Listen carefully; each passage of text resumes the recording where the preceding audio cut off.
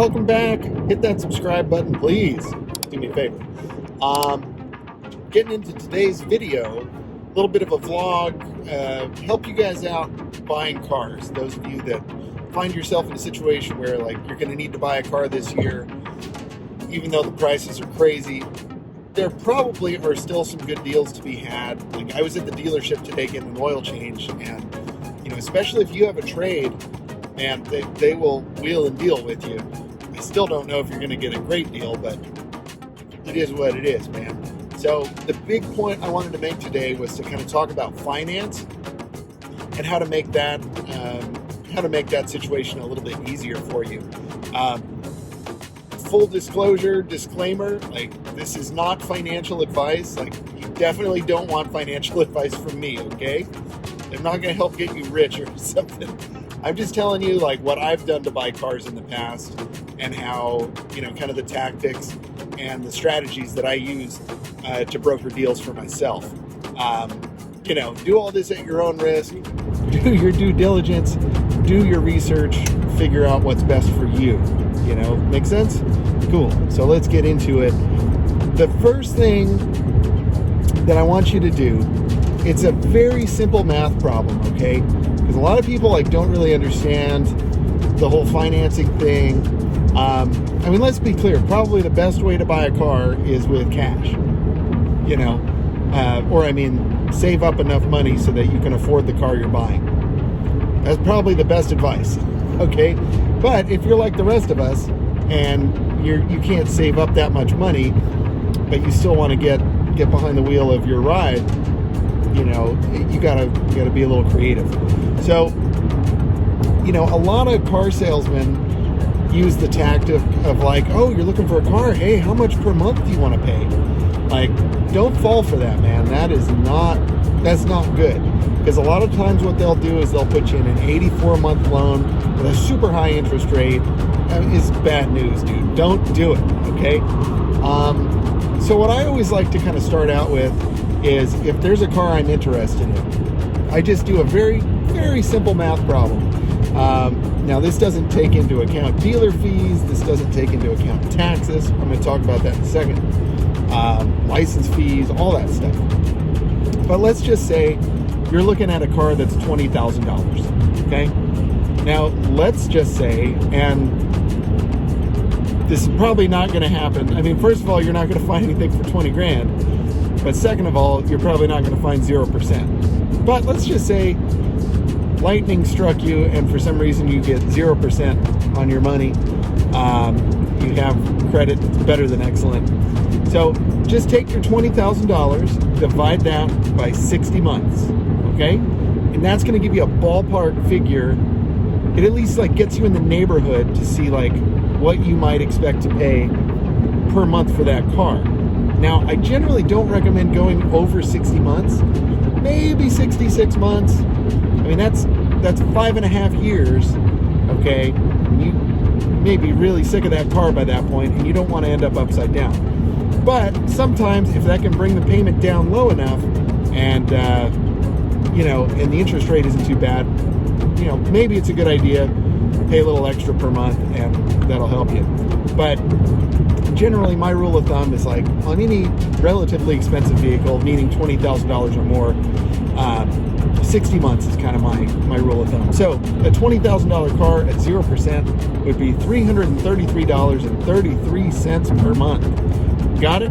So if you can't afford $333 a month, then you can't afford a $20,000 car. You with me so far? Great.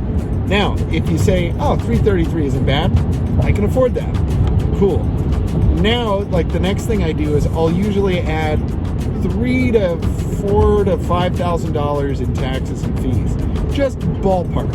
So basically a $20,000 car might be a $23,000 car. So then you might want to do that same math problem again and say, oh, well, now I need to do the math on that, but now it's $350 a month. I'm not sure I can afford that, okay? So anyway, that's basically how I figure out if the car is within a price range I can afford, right? So once you figure that out and you're really hot and heavy about a car, go to the internet, find an auto loan calculator. I think Google has a basic one. There are a whole bunch of different ones, and all you do, you enter in the price of the car, you enter in the value of your trade if you have one, you enter the down payment if you have one, and then you add the interest rate and the term. So 36 months, 48 months, 60 months, and then that'll give you like a pretty accurate estimate of what your monthly payment is actually going to look like on that particular car. And I think there are also some like tax and fee calculators, but those are a little bit harder to find because each state and each county kind of has their own rules. So again, you just kind of want to be like in the ballpark. Now, if you're in a situation where it's like, man, it's $450 a month, but if it's $460 a month, like I can't eat. Like maybe you should be looking at a cheaper car. Again, I'm not here to give advice, but that's my advice. And I've been in that predicament before, so don't ask me how I know. The other couple of things you want to think about, okay, before you even, do this crazy thing, is like, what is your credit score? There are a bunch of services that can actually give you your credit score. A lot of banks can provide that for you. Like I know Chase does that. I think Bank of America does that. So you do have like a lot of options there in terms of finding out your credit score. So if you know your credit's bad, like, you might not want to do this, honestly, because it's not a good deal. You'd be much better off buying a cheap car, save up some cash, buy a cheap car, drive it till you save up some more cash, sell that, buy a better car, drive that for a while, save up some more money, sell that car, buy a better car. That's probably a better choice till you get your credit score nice and solid. So if your credit score is like good to excellent, then like you're going to have no problems getting a car loan, unless your income to debt ratio is out of whack. So if you owe a lot of money, but you don't have a lot of money coming in, you may get denied, or you may get approved at a higher rate, or you may need a cosigner, etc., etc. So another good thing that you can do is go into these car dealerships, before you even go in, shop around for a good finance deal. And a lot of people will tell you, credit unions are a really good way to go. Now, a lot of these credit unions will actually post their scores on their homepage. And most credit unions, like, you don't really need to be whatever their credit union is, So if it's if it's the welders credit union or whatever, you may not need to be a welder. You may just need to like have a heartbeat and live within the city that those welders live in, and you can be in their credit union. And usually you just have to put like $25 into your account. They all have some sort of, one of them was like, put $5 in a savings account and you can start it. There are no fees. So credit unions are awesome. So I would say look at like 3, 4, 5 credit unions and find out what the interest rate is that they're advertising. And then also check with like several major banks like Chase, Bank of America, Wells Fargo. See what their deals are, because oftentimes they'll have specials going on interest rates. So, and of course you want to make sure you make the distinction whether you're looking for a new car or a used car, because that interest rate is usually going to be different. Banks and credit unions are much more likely to give you a loan. They're much more likely to give you a loan on a new car than they will a used car. And also, you need to make sure if it's a used car, it's not very old and it doesn't have that many miles. A buddy of mine just checked with his credit union. He was looking at buying a used car. They said, okay, it has to have under 100,000 miles. It has to be 2015 or newer. And basically, if it was older than that, they were going to jack the interest rate way up, like 8, 9, 10%, which back in the day wasn't that bad. But now, interest rates are much better, at least at the time of this recording. I'm not sure you're going to get anything like 1.69, but you might get 2-3% right now. I have to check. But anyway, just keep that in mind. So the age of the car really makes a difference. The mileage of the car makes a difference in terms of like if you're going to get a good rate, or if they'll even, they may not even want to finance it. And the reason why, oftentimes with the older cars and the higher mileage, if you default on the loan and they have to repossess your car, they want to make sure they get their money back, you know. So if it's too old and has too many miles, like, they're just not going to be able to, you know, get their pound of flesh, you know, so to speak. So a couple other things to keep in mind. This is just general stuff. This rule of thumb may have changed just a little bit in the past few years. But, you know, one thing I used to hear often was like $20 per thousand.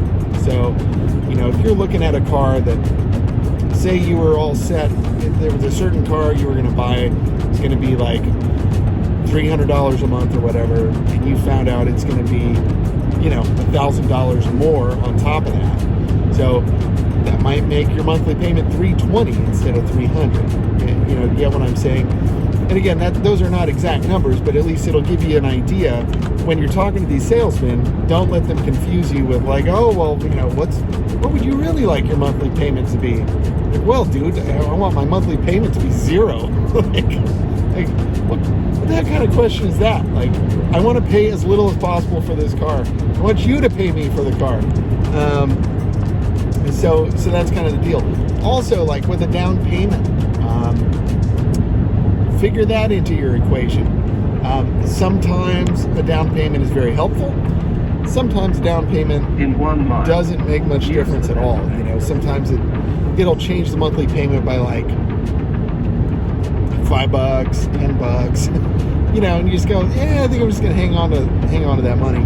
That was actually the case when I bought this car, my Kia. They said, yeah, your credit's good enough, you don't really need a down payment. And for the amount that I brought, they were like, yeah, just hang on to your money, use it for something else. That's what I did. There's also another really good trick. Now again, don't hold me to this. This is not official in any way. This is not binding. All right, but I've done this in the past and it's worked out. The first time I did it, I bought a Nissan Sentra back in the day, brand new. It's the only new car I ever bought. And they had a deal. Oh boy, it's gonna get real noisy. They had a deal for like college grads or something. I can't remember. It was like if you finance through Nissan Motors, you would get an extra $500 off or something. They had all these incentives. And so the finance manager pulled me aside. He was like, "Look, man, I know it's a bad deal. Like, and I can't remember what the interest was. It was pretty high. He was like, look, man, just buy the car, sign up with Nissan Motors, maybe make your first month's payment, and then refinance it with the credit union." So that's also a good way to go. If you have to finance through a dealer, you can usually refinance like immediately. I also did that on a Toyota, you know, and I think I can't remember what the circumstances were. The car was a long drive from where we lived, and like I wanted to leave with the car. I didn't want to have to wait any longer. My credit union couldn't help me out, so I just bought it through Toyota at like a crappy interest rate. But like the next day, I was on the phone with the credit union. I said, "Hey, I just bought this car. I want to refinance it." Boom, no problem. And they knocked like 2 points off my deal. They got me down to like 1.69. It was ridiculous on a used car. So, you know, you can really save a ton of money. Another example of that, I had a friend who bought a brand new car. She had some some debts and whatnot going on, and she financed her car. It was something like 26%, and she thought that was the best deal she could get. So for years, she was paying like $750 a month for like a $25,000 car, and the loan was barely moving because like most of her payment was going straight to interest.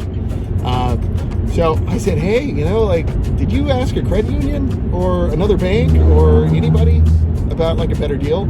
She's like, no, well, I didn't know I could do that. I said, yeah, of course you could do that. It's a lot easier than buying a house. It's a lot easier than refinancing a house.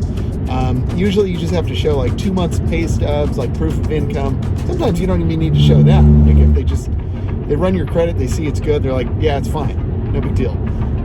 Show some pay stubs, just very basic stuff, right?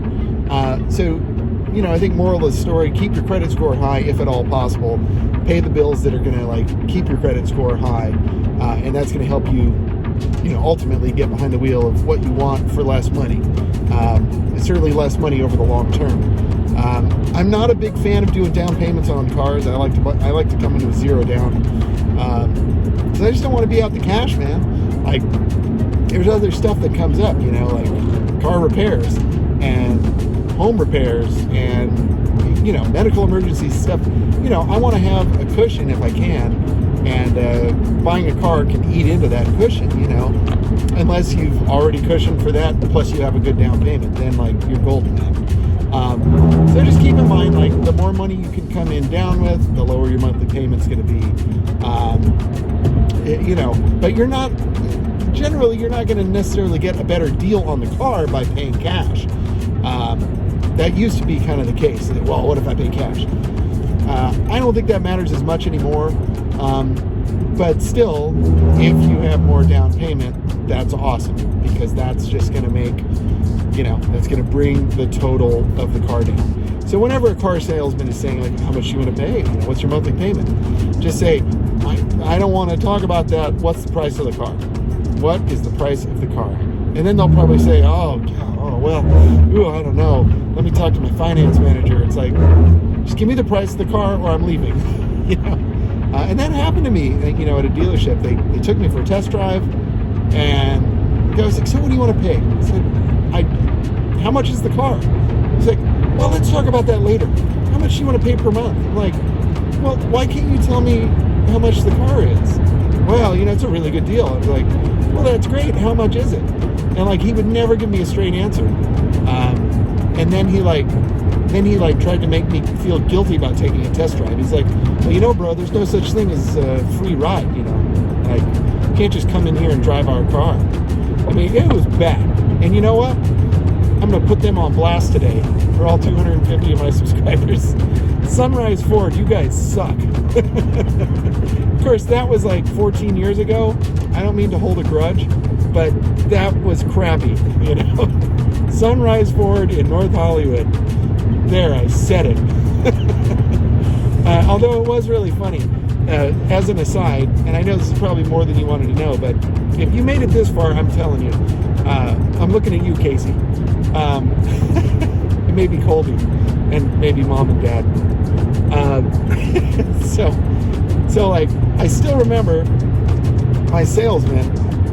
He was like, look, bro, you just got to sign the credit application. You know, once you sign that, you know, then we can find out. Then I can tell you how much the car costs. You know, I said, look, man, I don't want to run my credit today. I just wanted to see if I like the car and consider buying it once I know how much it is. You know, I was like, I'm not going to let you run my credit today. Also, you know, every time they run your credit, that does drop your credit score by, you know, a little bit. So important to know that. But he was like, and I think his name was Sean. You know, he was like, you know, he's like, look, man, like, if you want to get to the top of the mountain, like, you got to start by filling out this credit application. Like, you're almost there, bro. You just got to, like, you got to sign this to get to the top of the mountain. And so my friend Morty and I always joke about that, because he was there with me. It's like, yeah, you know, we got to get to the top of the mountain. You know, I'm going to get a Mustang and get to the top of the mountain. It's so good. So, I mean, so even though, like, it was a horrible experience, it still led to, like, a negative fond memory. You know, at least, like, we got a good laugh out of it. But yeah, they were really pushy and really rude. Sunrise Ford. Hopefully you're better now, but I'm not going back. You know, and hey, certainly, like, if you've been to Sunrise Ford, let me know. Maybe they were great. I'm sure they've gone through like 100 managers since then. So, you know, I'm sure it's a completely different situation now. Probably not. I did use their, like, quick lane lube oil change service, and that was okay. They were fine. But I'd never buy a car there. Ever. So I think I covered just about everything. I think moral of the story is, you know, try not to make dumb decisions. Try and remember that, like, if you commit yourself to a $700 a month car payment, it may seem fine right now, but you got to ask yourself, like, hey, what if I lose my job next year? Or, you know, what if I'm making less money next year? Or, am I going to feel good about paying $700 a month in 4 years on the same car? You know, that's where it's real tough for me, because you start justifying it. You say, well, you know, I could afford this, or I don't mind paying this much money for the car. But like, yeah, maybe for the first few months, but after a year, you're like, man, I still have 4 more years on this thing. And I'm kind of sick of it already. I don't want to pay $700 a month, whatever it is. So like, find that number where you go like, okay, I can make my car payment and I'm cool, you know, even once I make this payment. You know, it's not going to hurt me that much.